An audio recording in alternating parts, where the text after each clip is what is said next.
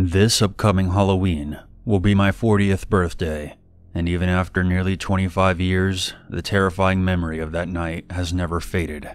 You see, I lost my virginity in a pumpkin patch on Halloween. I know, cliché. Specifically, I lost it in the bed of a pickup truck while it was parked in the pumpkin patch. To give you an idea, the patch was maybe 80 by 100 feet, and fenced off by wire mesh to prevent cows from getting in. The truck was parked just inside the only gate. Myself and my date had settled there right before the sun went down. My house was just across the street from the pumpkin patch. We shared a bottle of wine, awkwardly talked for a while, and then got to business. My family had 2 border collies, and as we were changing positions, the dogs wandered in and started barking at us. My date and I paused and drunkenly, playfully, began throwing scraps of food out into the pumpkins for them to chase. After a couple of minutes of that, we continued where we left off. After we were done, we sat there in the truck and looked up at the stars, while the dogs wandered around sniffing random things. After a short while, I saw my father return home, pulling into the driveway across the street. The dogs bounded out of the patch towards him, and me and my date quickly began to dress ourselves. Once we were fully clothed, we just sat on the tailgate and kept talking as we watched my dad pet the dogs and go into the house. It was about then that we heard it. A rustling sound coming from the patch somewhere behind us. We both paused and turned. At this point, there was only moonlight to illuminate our surroundings, but it was enough. And this is exactly what we saw. A single pumpkin began to rise up out of the patch, but not like someone was lifting it. It was kind of sideways, like it had been resting on its side and was now sitting up. For a split second, I thought someone was rising this pumpkin out of the patch on a stick or a metal bar. But then the stick changed position. It coiled like a snake and then shot straight up, like a man would be if he went from a squatting position to a standing position. I then saw 2 spindly legs with knee joints protruding from the thing, but no arms. There was a buzzing in my ear, and all of a sudden my date screamed.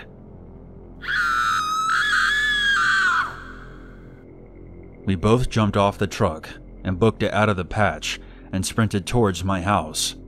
I glanced back once, and I'll swear on whatever you want me to swear on. A tall, skeletal figure was leaning over the truck where we had both been sitting, and I caught a glimpse of 2 beady red eyes staring back at me. We made it to my garage and forced our way through the kitchen door. I began screaming at my dad to get his gun. It wasn't until I saw the blood on the kitchen floor that I realized that my nose had been bleeding. Even more alarming, my date's nose was gushing blood as well. I told my dad that there was someone in the pumpkin patch, and he grabbed his gun and power-walked out of the house, the dogs following closely behind him.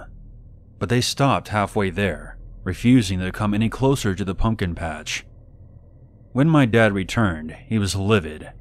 He wanted to know what had damaged the fence, and broke the tailgate off my truck, which technically was his truck. I could only shiver in confusion and abject terror. He reported that something had knocked the tailgate right off the truck, and then tore out of the patch from inside, and destroyed a huge section of fence. I didn't sleep at all that night. I cowered in terror in the living room, with all the lights on. The next day, the police came and examined the scene. The wire fence had been torn out of the ground and dragged a short distance away.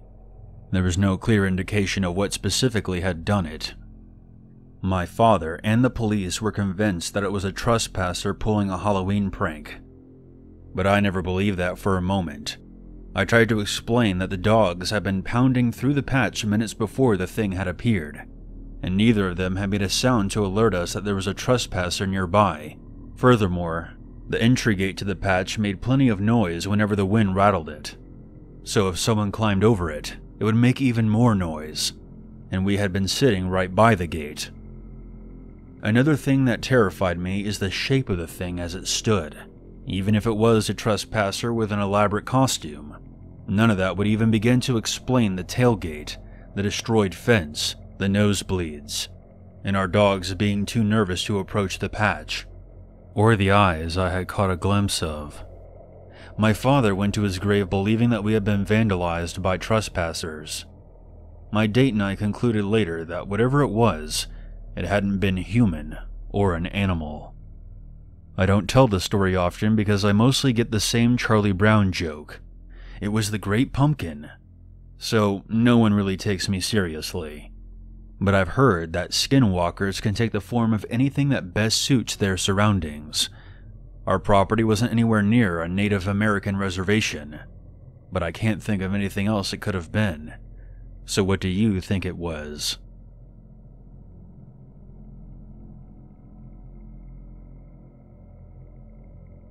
It's been 10 years since I've spoken about this incident.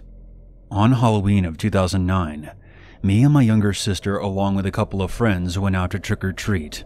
I was only 8 years old at the time. My younger sister was 5. My best friend's older brother was 17, and it was his responsibility to look after us that night. This took place in London, and at the time, we hardly had any crimes in our area.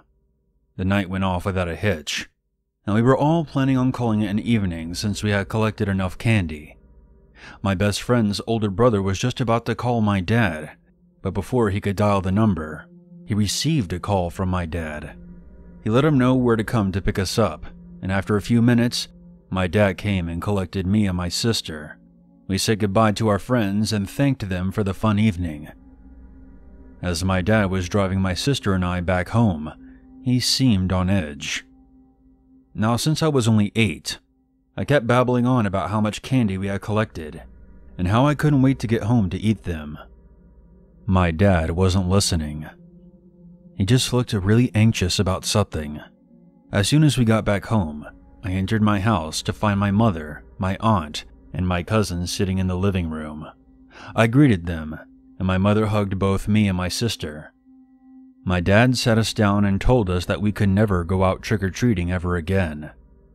Now, because I was 8, I began throwing a tantrum, complaining how I loved Halloween, and my parents were being unfair. My little sister was too young to even care. She was too busy going through the candy that we had collected. So after 2009, me and my sister never went out for Halloween. We didn't bother throwing a tantrum since we knew it would be pointless. However, in 2012, my brother was born, and last year in 2018, he turned 6. My father finally relented and agreed to take my little brother and my sister out trick-or-treating. By this time, Halloween had lost its appeal for me, and I didn't want to go out anyway. My little brother gets his way since he's the youngest, and he loves Halloween. I decided to ask my mom why she didn't allow me and my sister to go out on Halloween after 2009. She sighed and explained to me that a boy from our neighborhood had gone out trick-or-treating in the same area. He was with his friends, but had somehow separated from the group. He ended up knocking on the door of an old house that was located at the end of a quiet street. I'll spare you the gory details, but the boy's body was found in that house after several people heard screaming and called the police. The boy's arm had been removed from his body, and he died from blood loss. The police had been going door to door warning parents about what happened, and that's when my dad came and collected us. My mother told me that they arrested an old, mentally deranged man in connection with the crime, but Halloween would never be the same again for my neighborhood. I had heard rumors about a boy who was killed on Halloween at my school, but I never took it seriously. I thought it was just a local urban legend. But now I understood why my dad looked so worried that night. The house where the boy was found, which is only a few blocks away from mine, now sits abandoned, with its windows boarded up. People around here jokingly refer to it as the Myers house. Halloween is pretty much ruined for me. I'll be staying home again this year. However, my brother, who's now 7, can't wait for Halloween. I just hope my dad keeps a close eye on him.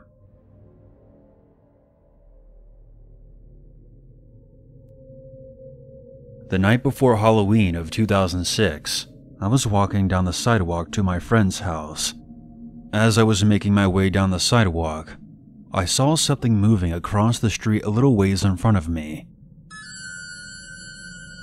I wasn't too familiar with the Halloween movies at the time, but I did recognize the Michael Myers mask as I watched the figure walk into the front yard of a house that was on the other side of the street. It then stopped, looked in my direction, and then turned and kept walking across the front yard. I was more weirded out than afraid. I figured this guy had to have been someone who lived there and was playing a practical joke on someone. I continued to my friend's house and eventually forgot all about it. The next morning, I was waiting for the school bus to come to pick up me and my sister. It was still pretty early, and the morning fog was rising up from the grass, and the frost was slowly melting off the windshields of some nearby parked cars. I was just wandering up and down the sidewalk when I saw the Michael Myers guy again. This time he was directly across the road, standing between two garages and looking my way. I pointed him out to my sister, but he was standing so still that she assumed that he was some kind of Halloween decoration. I was tempted to call out to him, but I decided against it.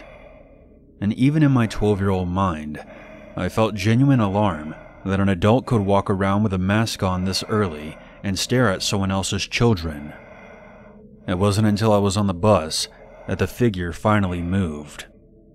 I tried to point him out to my sister, but the bus was already moving, and he was out of sight. That night was Halloween, and my sister and I went out dressed as Ash and Misty, and my father accompanied us, occasionally saying, "Pikachu," in a really loud, squeaky voice when other people were close by to embarrass us. It wasn't until we were on our way home that I saw the Michael Myers guy again. He was walking down the side of the road behind us. Other people were walking by him without even reacting. I tried to point him out to my father, but he barely looked twice at the figure. When we got home, I watched from my bedroom as the figure stood outside our front lawn. He waited there for a few minutes before disappearing around the side of our house. Now I was starting to get nervous. I asked my dad if one of his friends was messing with us, and I begged him to take a look outside. But he came back a minute later with a completely carefree attitude, stating that there was no one there. Later that night, my sister crept into my room and whispered that there was someone outside of her bedroom window. Instead of calling out to my parents, who were both asleep, I grabbed my flashlight and followed her back to her room. I told her not to turn on any lights. When we got to the window, I turned on the flashlight and shone the beam directly into the face of Michael Myers, who was standing directly outside peering through the window. His hands were cupped against his eyes to help him see inside. When the light hit him, you would think that he would have bolted, but instead he remained motionless. He opened his hands and slapped the window hard enough to knock a framed picture off the wall. I screamed like I was being eaten by a shark. The figure then put his right index finger up to the lips of his mask, as if telling me to shush. He then vanished into the darkness. My father then burst into the room, and we both started crying as we told him what we saw. The cops were called, but they took their time getting there, obviously not very concerned that it was anything other than a Halloween prank. Had I not seen the stranger before that night, I may have believed that. The neighborhood was searched, but no one wearing a Michael Myers mask was found. A few weeks later, I had come down with a cold and was staying home from school. My sister waited alone at the bus stop that day. While she was there, someone tried to pull up next to her in a white van and tried to convince her to climb in. She sprinted back to the house and told my mom. I'm not sure if this connects to the man in the Michael Myers mask, but something tells me that it does.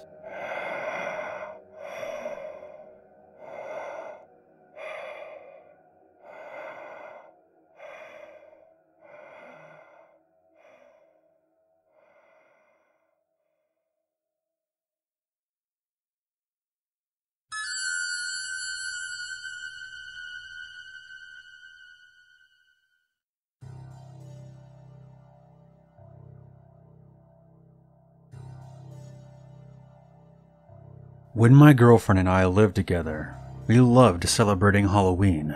As far as we were concerned, it was a holiday that outranked all the others, even Christmas. Our favorite part was always the trick-or-treaters. We took great joy in dressing up for the kids and answering each knock on the door with a big, "Happy Halloween!" The smiling faces delighted us.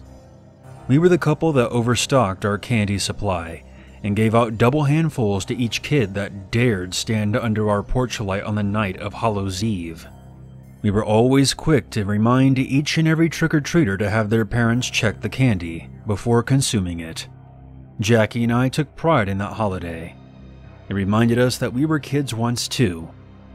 Indeed, a bittersweet feeling, but it was worth every emotion it conjured up. Until the year the trick-or-treaters came one night early. It was the 30th of October, around 3 a.m. I guess you could argue that it was technically Halloween, but we most certainly were not prepared to hand out treats at that time. My girlfriend and I were sound asleep when the knocking started. I didn't hear a thing until Jackie woke me up. I was still dazed when she whispered to me that someone was knocking on our front door. I sat up in bed and silently strained to listen. That's when I heard it.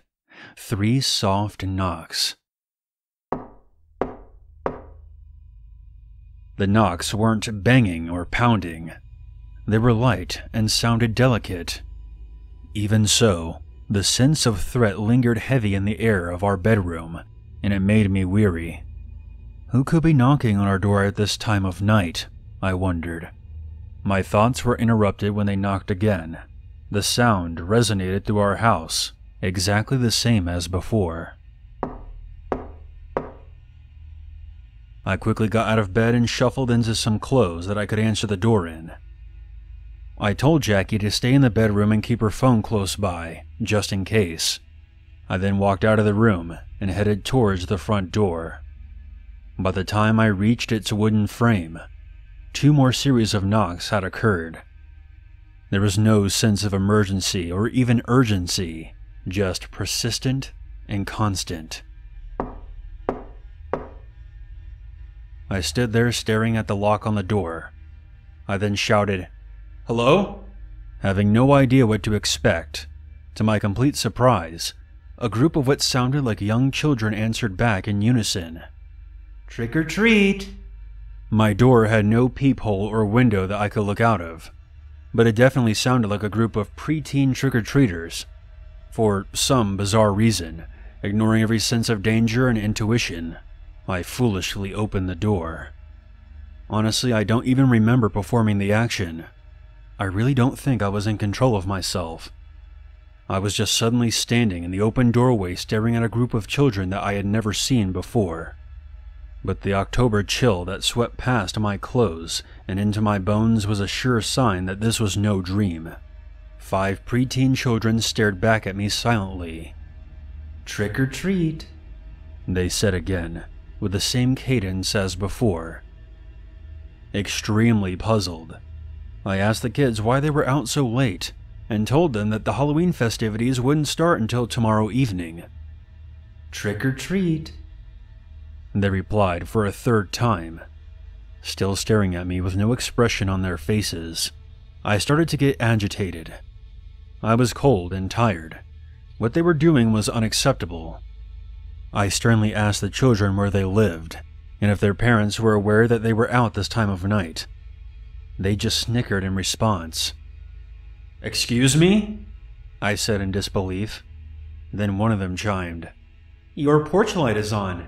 It's Halloween." I was about to let off when Jackie brushed past me. "Babe, stop being so mean to the kids. It's Halloween," she said.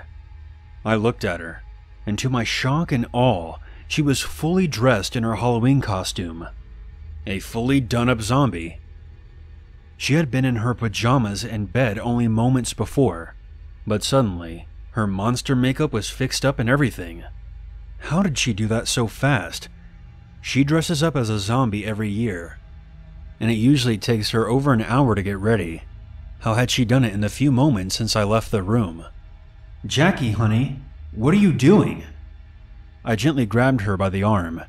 She pulled her arm back viciously and shot me an evil look from hell. "It is Halloween," she said angrily. "Yeah, but it's 3 a.m., Jackie," I said, but she paid no attention to me. "Don't they all look so gorgeous all dressed up?" she asked, smiling, as she took a step towards the kids. She was holding a bowl full of candy.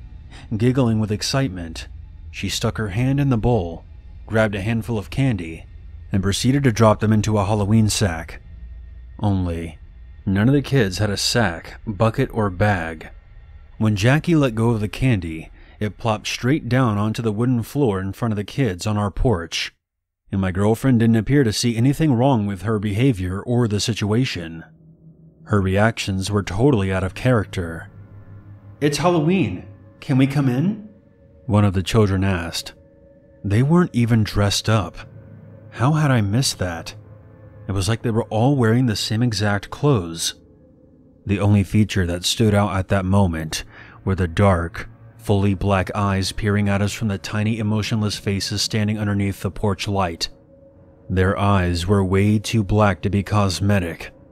At that point, I knew something was seriously wrong.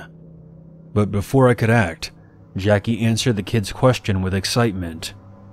"Of course you can come in.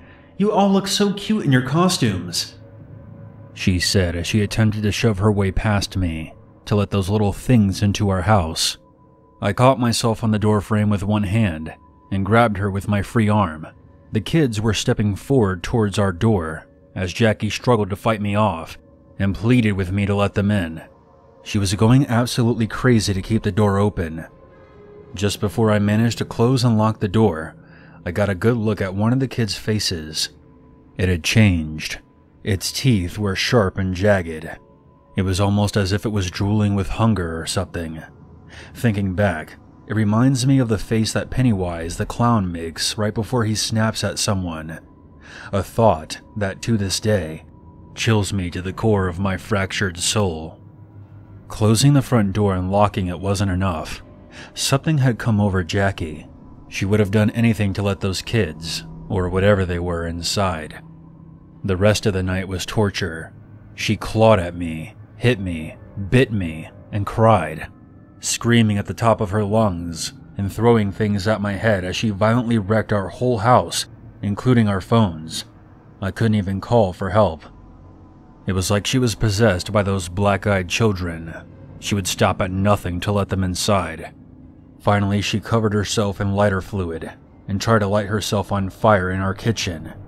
I had no other choice. I knocked her out and tied her to the bedposts. When Jackie came to, she pleaded and struggled against the ropes that bound her, crying for me to let them in, and struggling so hard against the ropes that it wore her skin completely off her wrists and ankles, leaving our white bedsheets stained red. For hours the kids taunted us, knocking at our front door with that same polite 3-tap knock. When the knocking finally stopped at dawn, so did Jackie. When I was sure she was no longer a threat, I untied her. Lucky for me, she remembered almost everything, but she was an absolute hysterical mess. The state of the house, the marks on my body, the makeup, the smell of lighter fluid, everything. She knew what she did, and it tore her apart. I rushed her to the neighbor's house where we called 911. I could only imagine how it looked. It must have seemed like some sadistic case of domestic violence. And even though Jackie confirmed to the authorities that everything I said was true, I don't think a single person believed our story. How the hell could I blame them? I stayed with Jackie for 2 years after that, but she was never the same person. When it became evident that she was never going to get out of the psychiatric hospital, I was pressured by her family to move on with my life and to leave their daughter in peace. I had done enough as far as they were concerned. Jackie was deemed clinically insane, and in everyone's head, I was to blame. So I let go without even saying goodbye to her. And I hope it made things easier on everyone. because it damn near killed me. No matter what you hear or how you feel, don't ever answer your door to trick-or-treaters on October 30th, and never leave your porch light on the night before Halloween.